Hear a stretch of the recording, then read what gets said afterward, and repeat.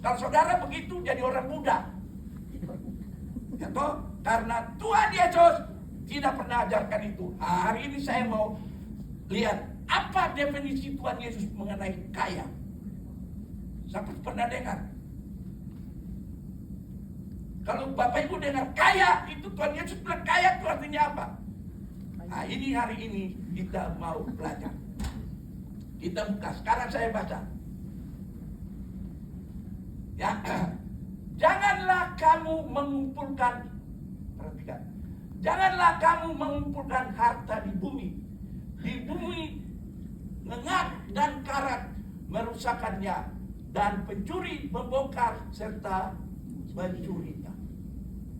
Bapak Ibu sekarang ayat 20. Tetapi kumpulkanlah bagimu harta di sorga, sorga dan karat tidak merusakkannya, dan pencuri tidak membongkar serta mencurinya.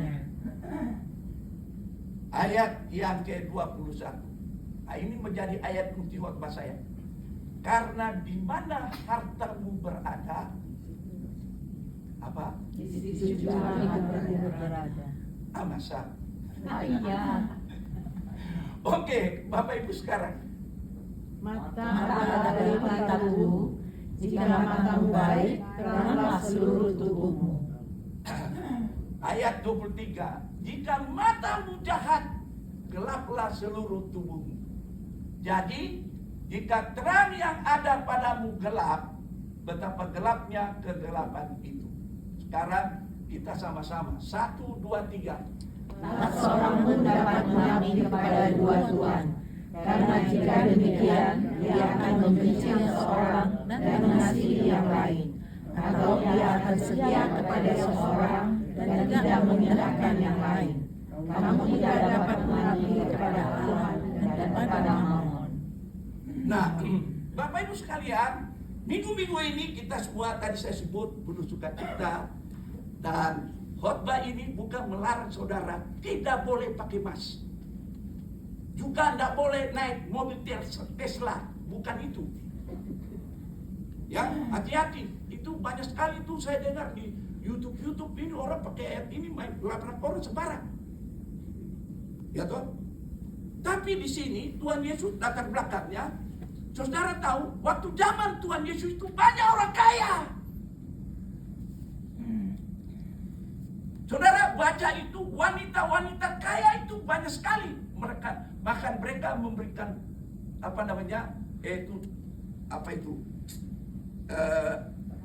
hartanya untuk Tuhan.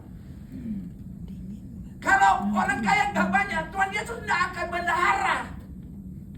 Siapa bendahara? Bendahara Tuhan Yesus apa? Judas. Jadi itu banyak sekali harta. Jadi jangan saudara, Papa ambil ayat tembak orang sabaran. Ya toh? Nah, yang bagian ini kita mau belajar sesuatu yang menarik. Saudara, kata harta di situ bukan kata benda, tapi itu kata sifat. Saya ulang, kata harta di situ itu bukan kata benda, tapi kata apa? Kata apa? Kata sifat. Itu sebabnya di dalam ajaran Tuhan Yesus ini ada sesuatu yang dititip, sehingga harta yang di sorga itu dalam terjemahan itu, kalau saudara tadi ada baca itu, kalau saudara baca dalam bahasa Inggris itu treasury. Nah, setelah saya lihat bahasa asli itu sebenarnya kata harta itu lebih tepat itu harta karun. Apa? Harta karun. Jadi bukan berarti saudara tidak boleh punya emas, tidak boleh punya TV besar, tidak boleh sekolah, ya bodoh-bodoh saja yang penting jadi tukang beca, bukan itu. Ya, seringkali ayat ini salah dimengerti, sehingga Tuhan tidak mengajarkan kita jadi orang miskin. Ya, nah itu sebabnya ini sangat penting, sehingga saya mengambil sebuah ungkapan dalam bahasa Latin yang bagus sekali. Maksudnya bisa dikatakan mantap ya toh. Jadi mantap ini. Orang kaya nih, orang kaya kalau pakai ini. Asik.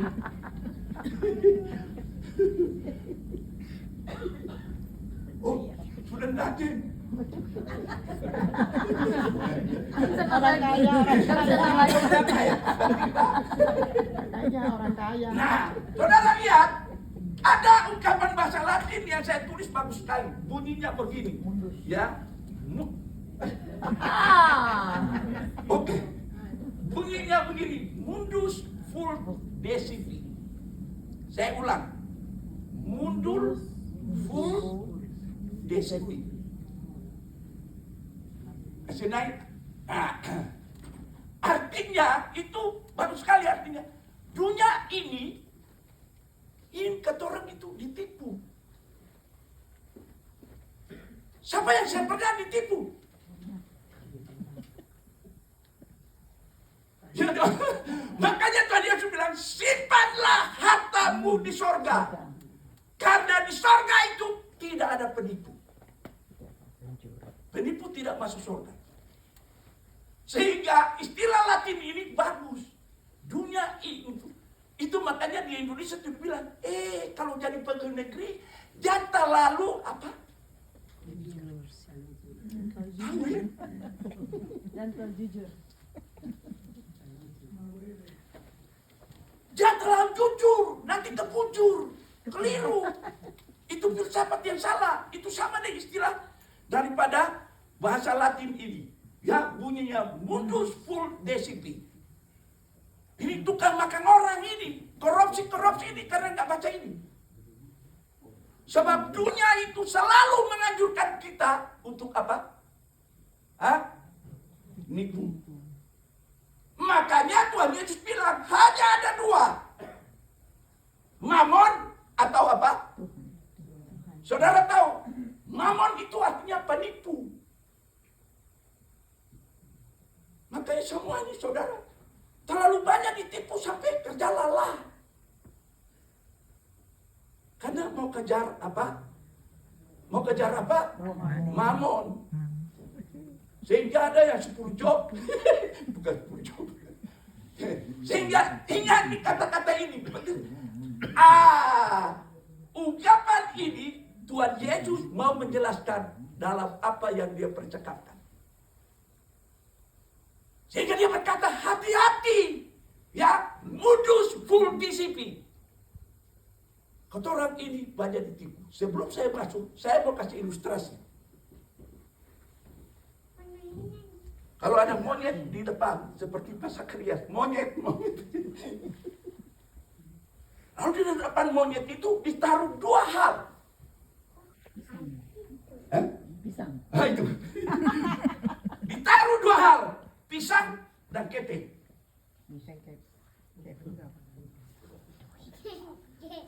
Saudara, kira-kira monyet pilih apa?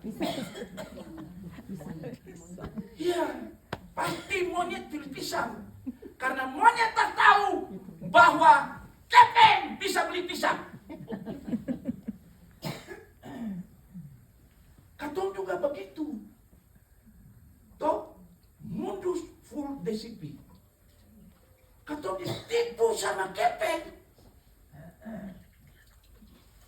Karena memang tuntutan dunia tuh menipu. Jadi hati-hati jangan sampai jadi apa? Hati-hati jangan sampai jadi apa? Nah, saya bilang, kamu yang bilang ya. Kasih naik, sekarang kasih naik. Nah, di dalam khotbah hari ini saya mau memberikan beberapa prinsip yang Tuhan Yesus ajarkan. Pertama, Tuhan Yesus mau bilang begini, setiap orang itu pasti punya harta.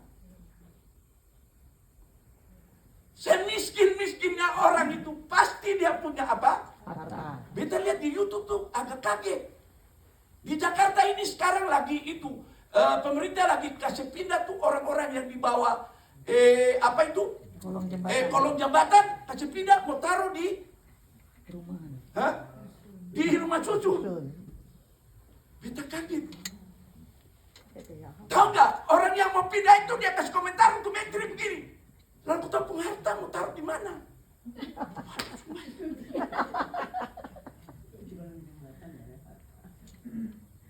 Bayangkan Bambang saja punya harta. Tanya per metri. Kalau kau kan dikasih pindah di rumah susu, kau tak punya harta, mau taruh di mana? Nah, itu sebabnya Tuhan Yesus bilang, perhatikan. Implikasi dari firman Tuhan ini adalah setiap orang pasti punya harta. Artinya, bahkan orang yang miskin sekalipun memilikinya. Mengapa? Tuhan Yesus kasih alasan. Karena alasan Kristus kasih naik tidak mengecualikan siapapun dari masalah ini. Perhatikan kalimat saya. Stop. Karena masalah harta lebih terletak di mana? Hati. Di mana? Hati.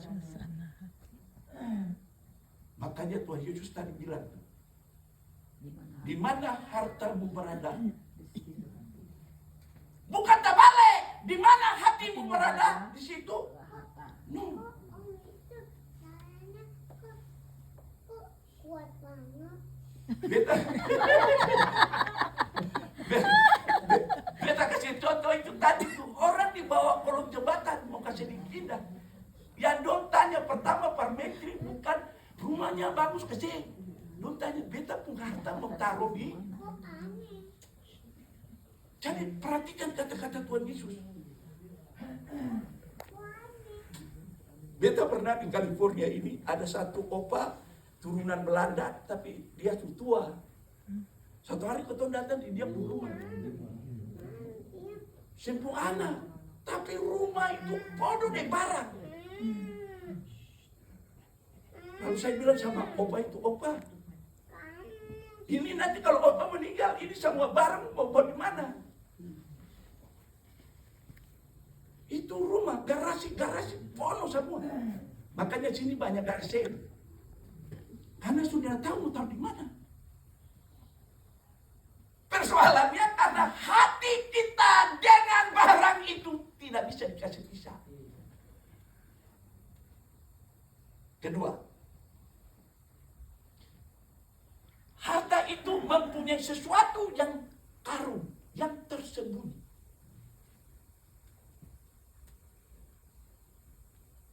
Di mana kita mau sembunyikan harta kita? Ya toh, saudara tabung keping, satu kali mati juga. Siapa yang mau ambil tuh keping? Sehingga Tuhan Yesus bilang begini, kumpullah harta karunmu di mana? Surga. Makanya rajin-rajin masuk boma. Supaya itu. Sebab saudara tidak bisa kumpul harta karun itu pergi di mall. Saya bisa. Datang di gua. Dengar firman Tuhan. Sebab Tuhan Yesus bilang hanya ada dua harta. Harta yang you pegang sama harta yang harta karun. Yang kita pegang Tuhan Yesus bilang satu kali. Sengat apa makan habis. Ya toh, satu hari ada seorang datang ke saya udah sebut orang. Dia bilang ke saya begini, Pak Pendeta, beta pun keping itu. Lalu saya tanya, banyak kan? Iyo, mari separuh itu apa namanya, sugigi. Itu boleh sih, kenapa tersimpan di bank? Sih. Ya biasalah, karena kita kan orang-orang yang belum punya sosial security kan. Jadi akhirnya saudara simpan keping. Saya kasih por gereja, saya kasih por Pak Pendeta yang hormat di depan ini. Akhirnya apa makan? Kita waktu dengan khotbah ini, terus kita ingat itu teman satu ini orang Indonesia langsung pulang, jadi kita bisa bilang. Betul? Sehingga poin yang kedua, jadi harta adalah apa yang kita anggap, perhatikan, apa yang kita anggap apa? Ada tulis itu. Berharga. Berharga di atas segala-galanya. Itu harta. Pertanyaannya, Bapak Ibu, itu tadi opa yang tadi Belanda itu, karena semua saya bilang begini, dia bilang, oh jangan. Kenapa? Ini penting. Lalu ada sepeda tuh, sepeda saya bisa berjalan. Kita bilang, lo ketimbang bawakan di apisan daripada taruh begini. Dia bilang, oh jangan. Ini ada memorinya. Ya sembahyang ada semua memorinya nih. Saudara mau kumpul memori atau mau kumpul sepeda? Makanya Tuhan Yesus bilang dalam perumpamaan nasihat Tuhan Yesus bilang itu, jadi harta adalah apa yang kita anggap apa? Berharga. Kalau saudara anggap Tuhan Yesus itu sangat berharga,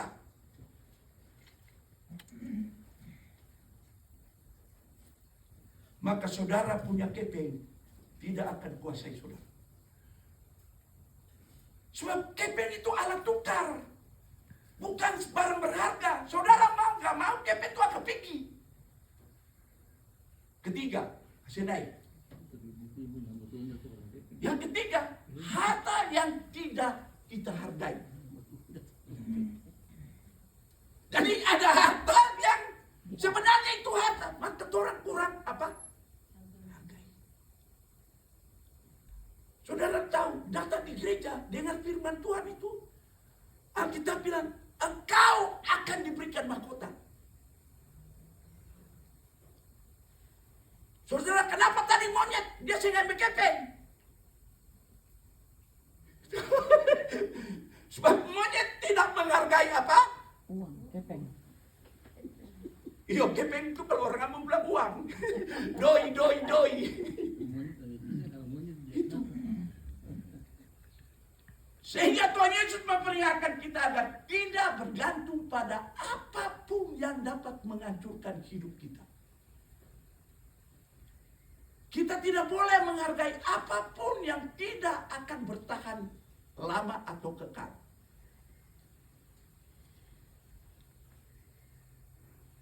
Tidak peduli apakah apa yang kita lakukan. Tidak peduli berapa keras kita berusaha.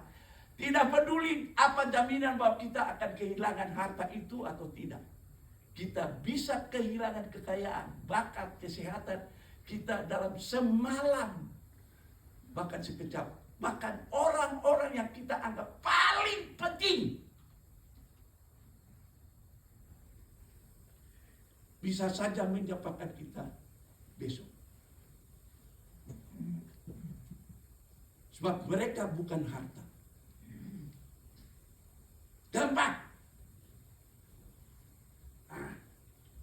Tuhan Yesus bilang harta ialah yang menjadi harta karun kita ialah kumpulkanlah harta di mana? Di bumi dan di surga. Bukan berarti Bapak Ibu jangan boleh kumpulkan harta di dunia. Enggak. Tuhan tidak maksudkan di situ. Tapi Tuhan mau ingatkan, Tuhan bilang ada dua jenis harta karun kita. Perhatikan, Tuhan bilang hanya ada dua yang Tuhan Yesus ajarkan, yaitu harta pertama itu di mana? Jadi Tuhan Yesus setuju, ataupun rumah apa Tuhan Yesus setuju, bukan berarti simbolik. Tapi ada harta satu yang kau saya bisa lihat dengan mata. Tapi Tuhan Yesus tahu. Dan Tuhan Yesus bilang harta itu ialah harta karun. Saudara, kalau saudara baca simpanlah harta di surga, itu bahasa Yunani bilang simpanlah harta karun di mana? Harta karun, kalau harta karun kita pernah lihat belum? Itu dulu ada cerita kata Indonesia punya harta karun banyak di Swiss. Sampai sekarang tak tahu. Karena pernah orang lihat. Tapi orang yang sudah pernah lihat, Tuhan Yesus dia bilang, you punya harta ada di surga.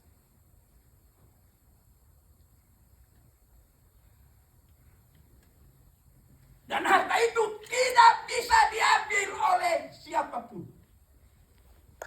Kecuali oleh sang pemilik harta karun. Tapi Tuhan Yesus sudah janji bahwa harta karun itu dia tidak akan ambil. Saya tidak punya waktu untuk buat panjang ini. Tapi saudara coba pikir baik-baik. Ini keturun ini semua habis tahun ini kan 2000 berapa? 4. Saudara, saya mulai baca di mana orang semua mulai pikir 2025, lalu banyak sudah nanti 2025, 26 ada perang dunia ketiga. Sudah dengar belum? Itu di YouTube banyak. Ya tuh. Lalu peramal orang yang dari bidang ekonomi bilang bahwa 2025 kemungkinan besar orang-orang Indonesia akan banyak yang mati lapar. Semua. Ya, nah, tapi saudara, Tuhan Yesus itu bukan peramal ekonomi. Dia itu peramal yang paling penting bagi hidup kita. Dia bilang, you boleh hidup di mana saja, tapi perhatikan, setiap kita anak-anak Tuhan ada harta apa? Harta karun. Harta yang Tuhan simpan. Itulah sebabnya saudara, mari aktif di gereja, kerinduan Tuhan, beta mau nanti supaya lihat beta pun harta karun itu.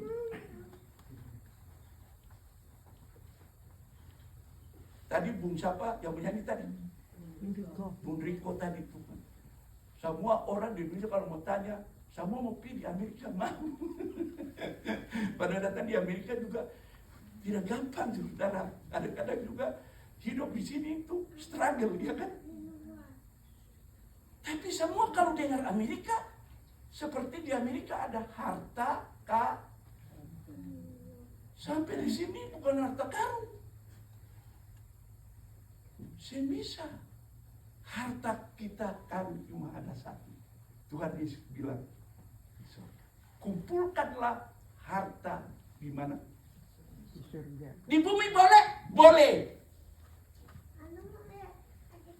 Sehingga saudara kasih naik.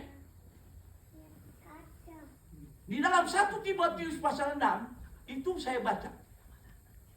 Ya, Alkitab dengan tegas berkata, peringatkanlah kepada orang-orang kaya di dunia ini. Berarti orang kaya perlu. Ya toh? Gereja juga perlu orang kaya supaya kantong kolektif bisa isi. Toh? Agar mereka jangan apa? Ini penyakit orang kaya. Kalau semua keping sedikit, makanya Alkitab tadi bilang, keping di hati itu selalu apa?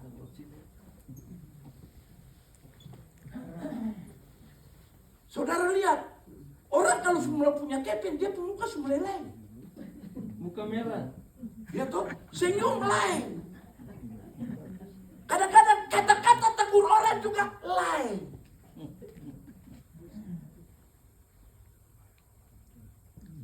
Jangan berharap pada sesuatu yang tidak tentu.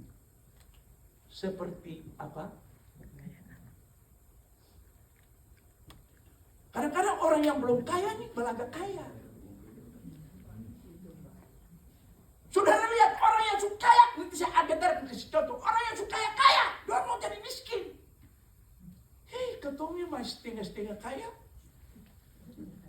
Di beta kampung ada namanya kayadu, markikir pun luar biasa.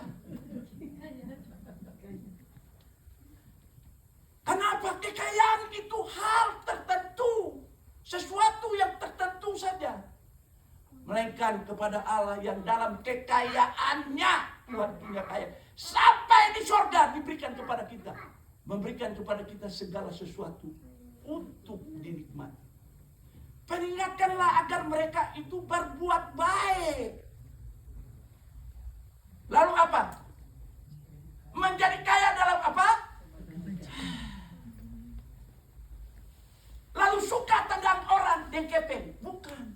Suka memberi orang dan apa? Bagi-bagilah berkutuk. Gitu. Lalu ayat 9, dan dengan demikian mengumpulkan suatu harta sebagai dasar yang baik bagi dirinya di waktu yang akan datang untuk mencapai hidup yang apa? Sebenarnya. Jadi saudara-saudara punya persembahan, saudara apa yang saudara kasih buat Tuhan. Beta pernah di California ini hebat sekali, ada orang yang kasih gereja gitar, habis itu dia ambil. Di sini, beta sih mau bilang, Kita tahu. sudah bayangkan. Itu berarti orang ini tak pernah dengar khotbah ini. Mungkin contoh itu eksis, tapi saudara bisa itu terjadi. Kalau saudara tersinggung di gereja, habis itu saudara tutup. Hati-hati. Makanya dia bilang, hai Timotius, peliharalah apa yang telah dipercayakan kepadamu. Hindarilah omongan yang kosong dan tidak suci. Kasih naik dia. Terus, pertentangan yang berasal dari apa yang disebut pengetahuan. Kasih naik.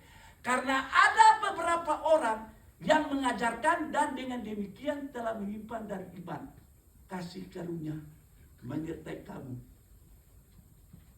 Dan itulah sebabnya saudara, ini sangat penting.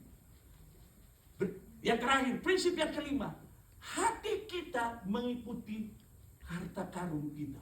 Tuhan Yesus bilang, sebab di mana hartamu berada, di situ juga apa?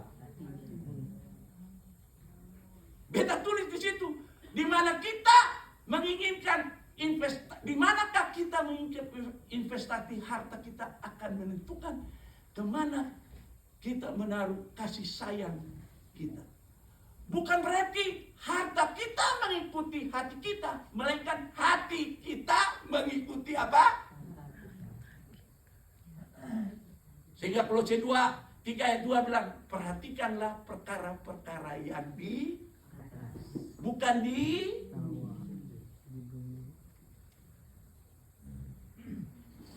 Oke, sekarang saya mau, nanti beta mau, ya, ini yang, saudara ini sebuah cerita kesimpulan penerapan yang sangat baik. Beta mau coba membacanya ya. Ya, ini cerita bukan saya punya, ini cerita imajiner.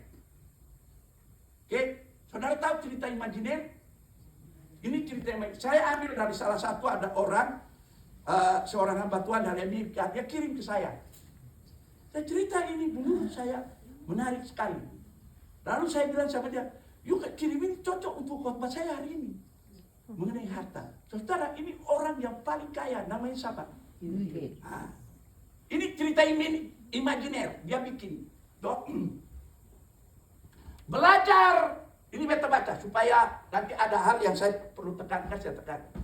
Belajar dari sebuah tulisan imajiner seseorang. Ya. Dia kasih judul tulisannya begini. Bill Gates menjelaskan mengapa anaknya tidak bisa menikah dengan orang miskin.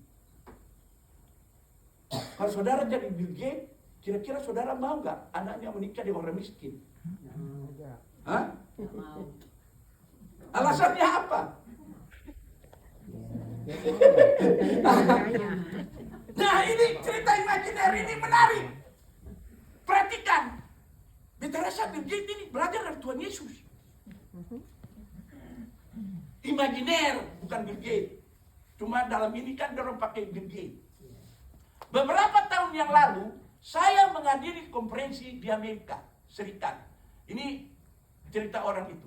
Tentang investasi dan keuangan. Salah satu pembicara ialah Bill Gates. Dan selama fase tanya jawab, saya mengajukan pertanyaan yang membuat semua orang tertawa.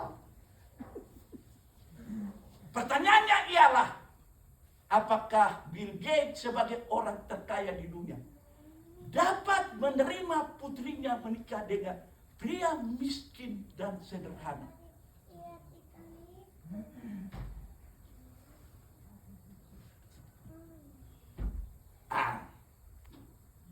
Kita dengar Bill Gates jawab. Itu sebabnya saudara kadang-kadang belajar dari orang kaya. Kalau saudara miskin, belajar dari orang miskin, tambah apa? Dengar tuh orang kaya dia bilang. Lalu Bill Gates ini bilang begini. Pertama, pahami dulu bahwa kekayaan tidak berarti memiliki rekening bank yang gemuk. Kekayaan pada dasarnya, saudara dia bilang, kekayaan pada dasarnya adalah kemampuan untuk menciptakan apa?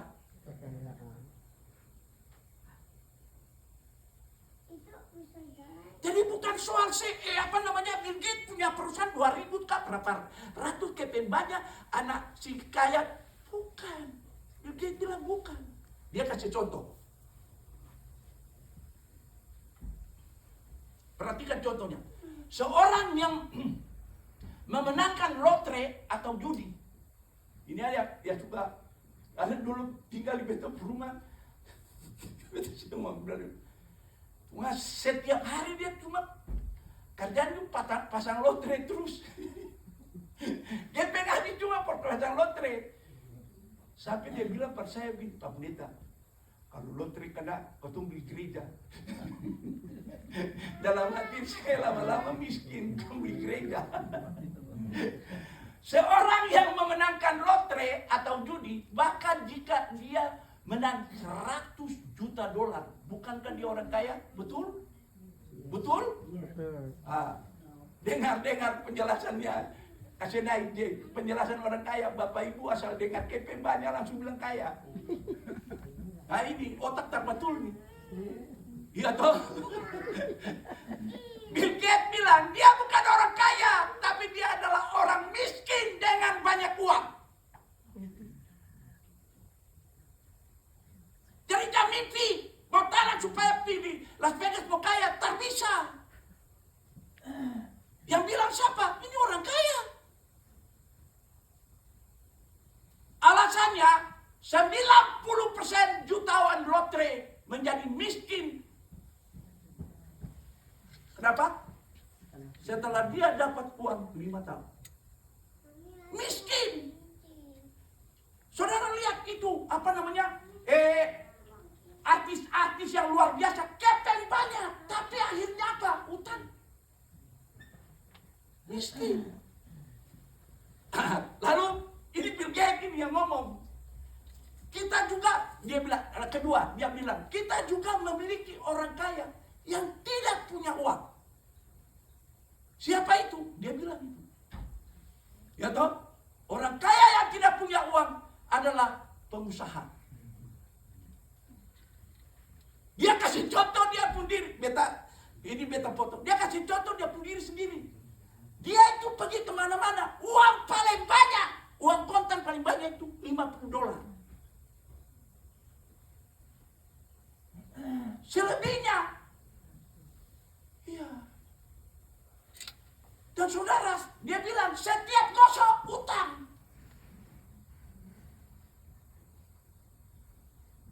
Setiap gosok apa? Utang. Jadi sebenarnya dia bilang pengusaha itu ialah mereka yang menuju jalan kekayaan, bukan orang kaya. Dia berusaha pikir bagaimana supaya saya kaya. Meskipun mereka tidak punya uang. Karena mereka sedang mengembangkan kecerdasan finansial. Nah, finansial mereka, dan itu adalah apa? Kekayaan. Jadi Bill Gates mau bilang, orang kaya perusahaan itu, dia kepeng ada di mana?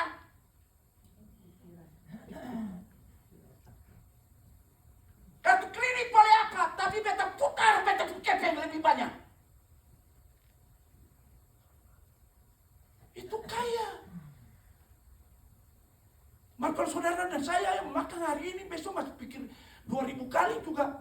Saya boleh jadi pikir saudara, ketiga, dia bilang. Lalu dia bilang, itu sebabnya, dua pendapat itu mengakibatkan saya mendefinisikan apa itu orang kaya dan apa itu orang apa? Nah, kasih naik. Dia bilang gampang aja, dia bikin rumus. Rumus sederhananya begini. Orang kaya itu bisa mati menjadi kaya. Sedangkan orang miskin itu bisa membunuh untuk menjadi apa?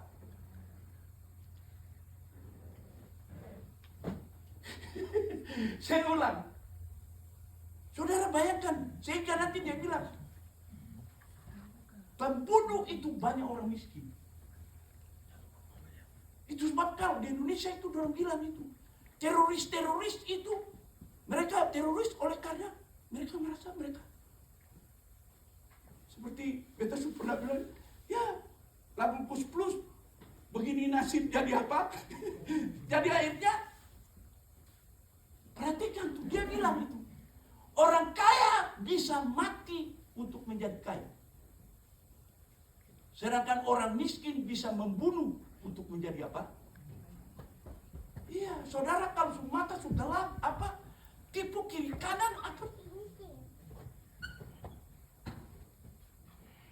Kasih naik contoh, dia kasih contoh. Jika Anda melihat seorang anak muda yang memutuskan untuk berlatih, mempelajari hal-hal baru, berusaha meningkatkan dirinya terus-menerus. Biar dia perhatikan itu orang kaya. Tapi kalau pemalas cuma mau kipas-kipas begini, terus bangun makan super mie, waduh.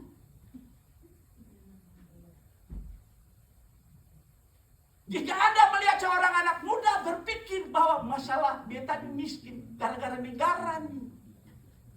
Dan dia berpikir bahwa semua orang kaya pencuri, jahat. Kalau saudara pikir begitu, itu lama-lama jadi miskin. Itu dia bilang itu.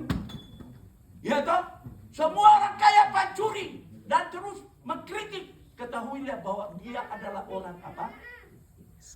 Karena otaknya tidak bisa. Otak mesti putar. Hati kita mesti berjalan. Kasih naik. Jadi orang kaya ialah mereka yang yakin bahwa mereka hanya membutuhkan informasi dan pelatihan untuk lepas landas menuju kekayaan. Sedangkan orang miskin adalah orang yang berpikir, ya itu semua beta begini gara-gara orang lain tuh. Kalau papa mama dulu saya bawa beta di Amerika, mungkin beta sih begini. Itu kacau balau tuh. Ya toh? Soalnya di Amerika bagus-bagus cari kerja baik-baik dan minum narkoba.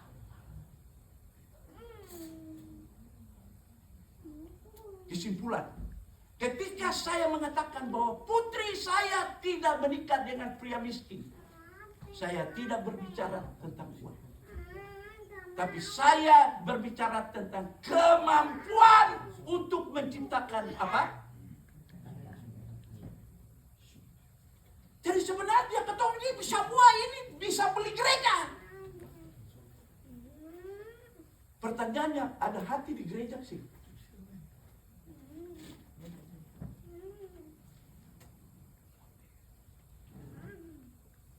Sehingga maaf dia bilang, maaf dia bilang, untuk mengatakan ini, tetapi kebanyakan dia bilang penjahat adalah orang miskin. Mengapa?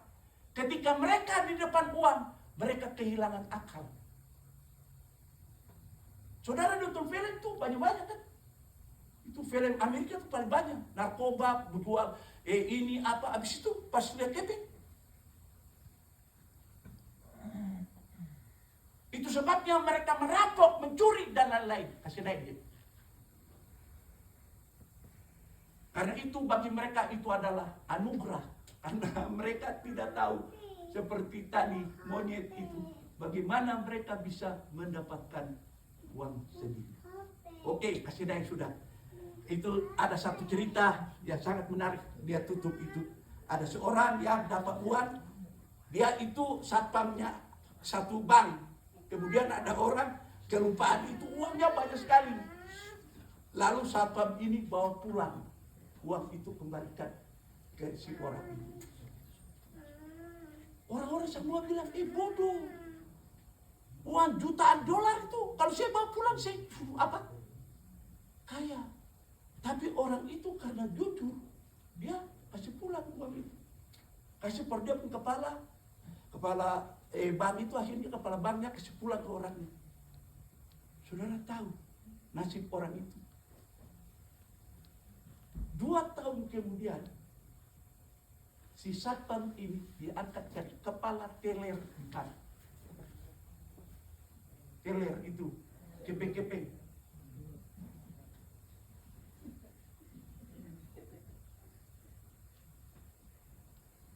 Tahun kemudian, orang satpam itu, dia naik jadi wakil kepala bank.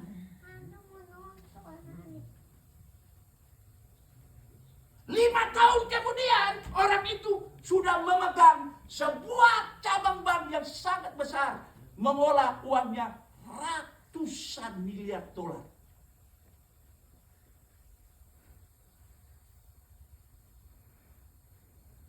Cerita itu menginspirasikan. Coba waktu itu dia ambil uang yang dia dapat, uang orang kata tinggal itu, kira-kira bagaimana? Dia pun nasib pasti sebegitu. Dia pun nasib pasti sebegitu.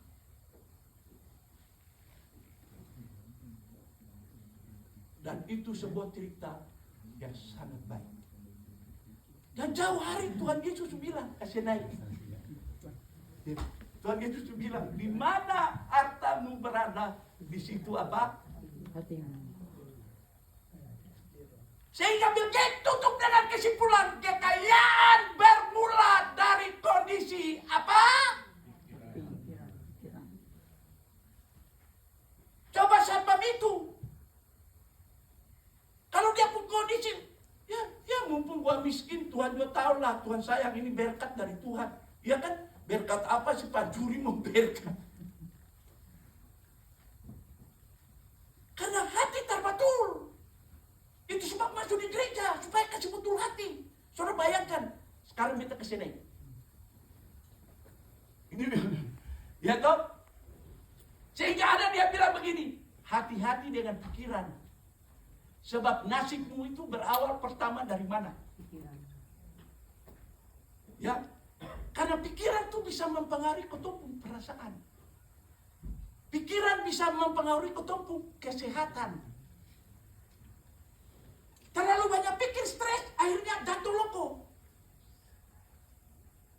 Ya toh, pikiran mempengaruhi ketemu punya apa? Punya apa? Coba lihat tadi cerita satpam itu. Kalau satpam itu rakus di kepeng, jabatan kepala bank, dia sendapa.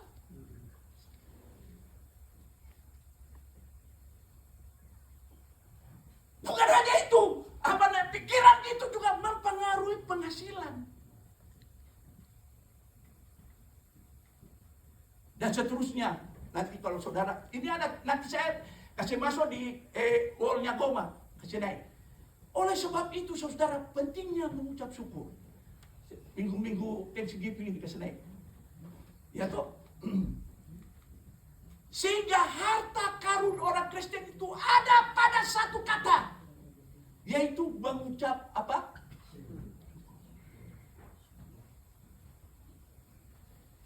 Karena syukur itu dapat mengubah kegagalan menjadi apa? Pelajaran berharga.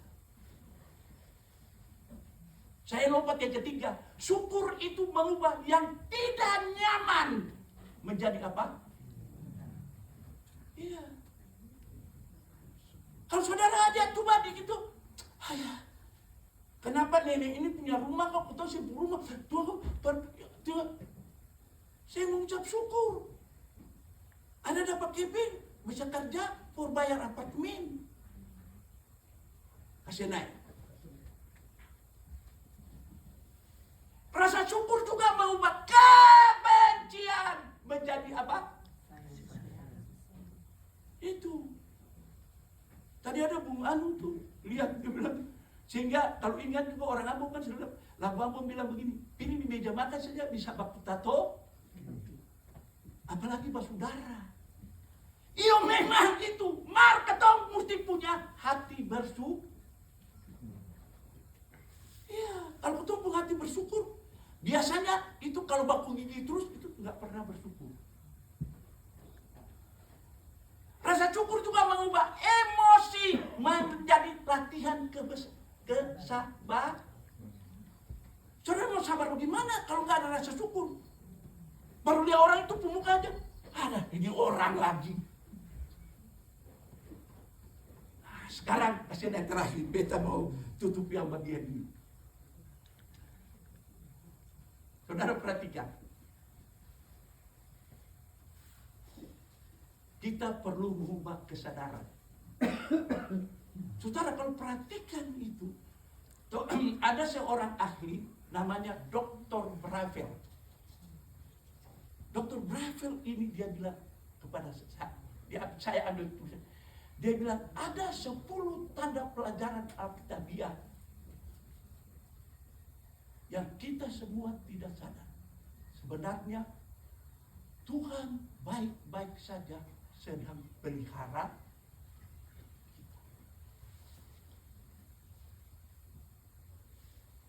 Nah, beta mulai dari poin 10. Dr. Bravel punya nasihat. Coba kasih naik. Nomor 10. Ketong ini saya sadar bahwa kita masih bisa apa? Nomor 10 dulu. Coba saudara sedang tenang-tenang begini. Tutu hidung barat 10 menit.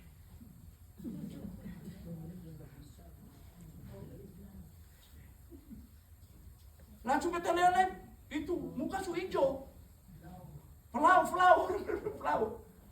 Tapi saudara, coba saudara pikir, saudara siapa sini yang bisa bikin napas? Saya nggak ada. Tapi Tuhan masih kasih kita apa? Napas. Tapi hamba Tuhan ini bilang, napas itu saudara bayangkan, saudara bisa bernapas. Tapi tidak punya yang pertama. Coba kasih naik. Kasih turun dia. Pertama, apa? Kita bersyukur karena kita punya tempat. Saudara bayangkan orang bernapas tapi tidak punya tempat tinggal. Kira-kira bagaimana?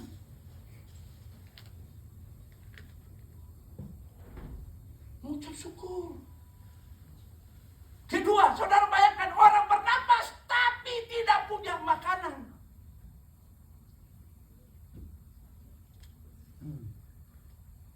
Jadi kalau kita masih punya bisa tanpa tinggal, punya makan, puji Tuhan. Saudara lihat orang bernapas tapi fisik tersehat dan mental terapa? Ada fisik sehat, mental tidak. So bayangkan betapa banyak orang bernapas tapi fisik.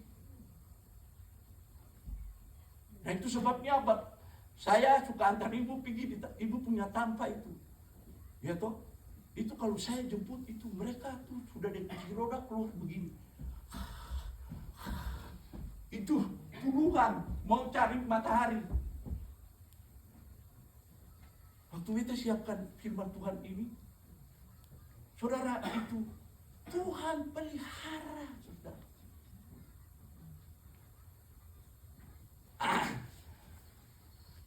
Berikut, saudara orang bernafas tapi kasih turun sedikit, diam.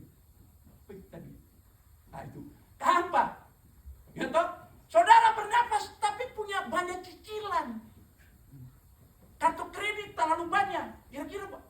Nafas panjang ke pendek. Naik, ya toh. Saudara boleh punya tadi yang pertama apa? Punya makan, punya tempat tinggal, punya mental bagus, apalagi cicilan kurang. Tapi tidak punya air bersih. 2 hari yang lalu beta pun air macet. Saya naik ke atas. Langsung ibu ngomel dari pagi sampai sore.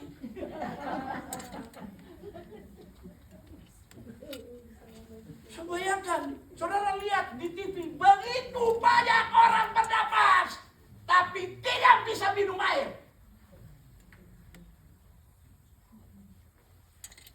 Jadi kalau saudara hari ini bisa duduk, puji Tuhan, Tuhan pelihara. Sampai 2025 masih bagus. Ah, inilah kesini lagi. Ya toh? Ya toh? Saudara, orang bernafas, tapi tidak dipedulikan orang. Itu. Ada yang peduli sama saudara. Ada orang tuh yang suka baca orang pun muka. Kalau muka agak sedikit, dia tak suka di beta tuh. Mana terbilang ada tak suka di beta. Suka baca orang pun pikiran. Buang akan. Gara-gara kata orang ini, so puji Tuhan. Tuh tadi sebelum kebaktian Kak, ya tuh, tanda orang peduli. Saudara, orang peduli betul itu mengucap syukur. Ya toh, walaupun pakai gigi palsu, malah orang tahu. Masih naik. 7. Toh, kita bersyukur bahwa kita terus berusaha agar lebih jadi orang apa? Saudara banting tulang mau jadi orang baik, tapi tidak bernafas, kira-kira. Nah itu, saudara pikir di target itu, di depan, kalau dia mau pamerkan baju bagus, itu ada patung. Ya tuh. Patung itu berusaha mau jadi orang baik. Begini, beli beta. Tapi tak ada nafas. Nah, saudara bayangkan, saudara orang baik. Tak ada nafas. Tapi orang bernafas, matar mau jadi ini. Beta harap sih ada di sini. Sudah dengar khotbah Zakarias berkali-kali. 8. Dia bilang 8 itu bagus. Bersyukur kita punya baju apa? Di beta pun tanpa apartemen di belakang itu homeless luar biasa. Kalau mulai sore dong mulai berkemah. Tapi ada kalau lewat di situ baunya ampun. Sebab dorang tuh semua kali 300 tahun tak pernah mandi. Kita kasih lebih-lebih saja. Tapi hamba Tuhan ini bersyukur. Saudara masih bisa bernafas. Baju pun gagah-gagah, batik-batik mahal. Ya toh, pendeta di atas ini pakai jas hebat.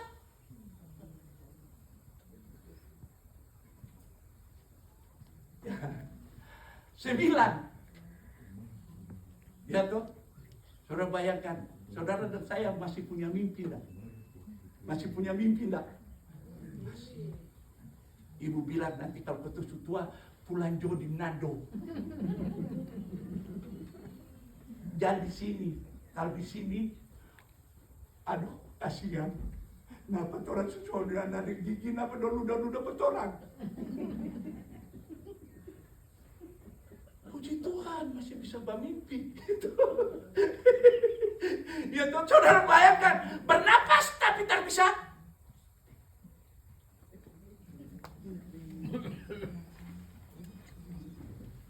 Lalu beta ada tulis begitu. Apa yang menjadi tambahan? Silakan. Nah, beta tambah nomor 11. Bersyukur kita punya tempat ibadah rutin ini. Namanya apa? Roma.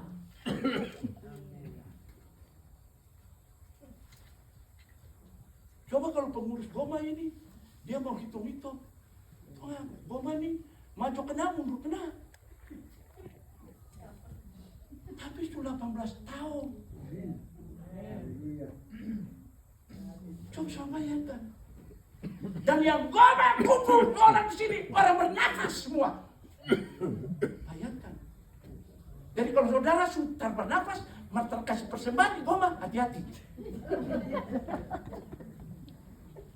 Kalau masih bernafas, ya biasa dikasih. Sebab kalau saudara saya kasih habis itu gereja besar tutup kota, saya bisa bayar.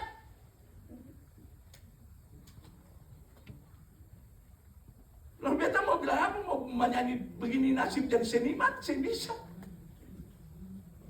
Dan saudara, ketemu semua masih bisa bernafas. Puji Tuhan. Puji Tuhan. Itu berarti Tuhan sedang pelihara kita. Nah, hari ini bukti dari pemeliharaan. Saudara lihat di belakang, semua meja lain. Itu jangan cuma haleluya, datang permakan gitu.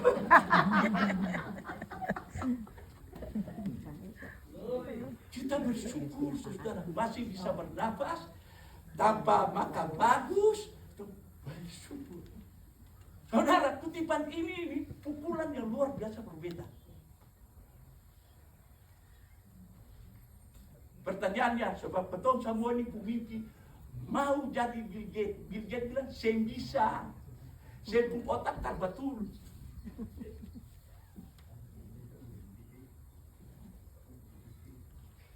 Itu sebabnya betul semua. Jadi ajaran Tuhan Yesus, kita semua orang kaya. Tuhan sudah pelihara kita. Saudara, saya lihat itu. Teolog besar itu bilang, Anda seringkali tidak memperhitungkan pemeliharaan Tuhan. Saudara, lihat baju bagus-bagus tuh mengucap syukur. Jangan cuma pakai. Baju bagus, lihat di kaca. Masih mulu beko. Saya usah berdiri di kaca lalu bilang, puji Tuhan, biar tua-tua begini mantap. Begitu. Bagaimana yuk? Itu. Karena apa? Dari surga Tuhan bilang, dia itu punya anak kaya. Itu mah kalau saudara begitu terus apa? Ya Tuhan, mengapa orang bisa pergi di Chicago, beta saya pergi-pergi? Ya Tuhan. Satu kali Tuhan kasih saya pergi, bukan pergi Chicago, pergi di surga.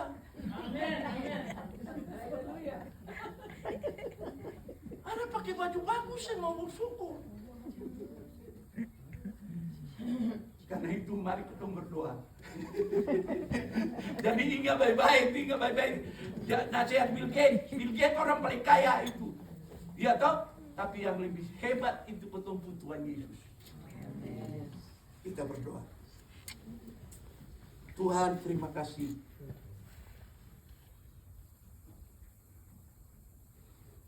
Biarlah kami pegang nasihat Tuhan. Kami tidak pegang nasihat dari orang dunia. Tapi orang dunia sendiri bisa menegur kami. Kalau hati kami tidak berpaut kepada Tuhan Yesus. Sebab Tuhan Yesus pelihara kami dengan begitu indah.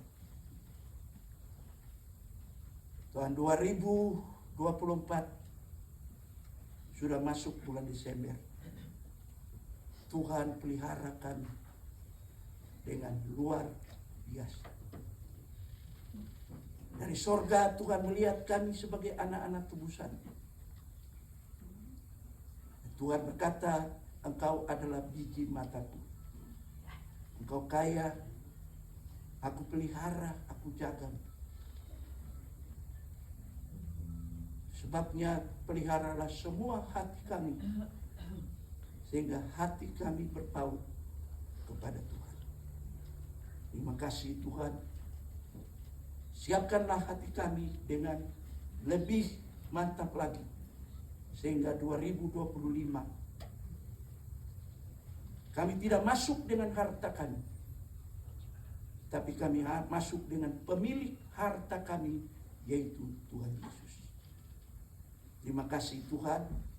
Dalam nama Tuhan Yesus kami berdoa, minta berkat. Amin.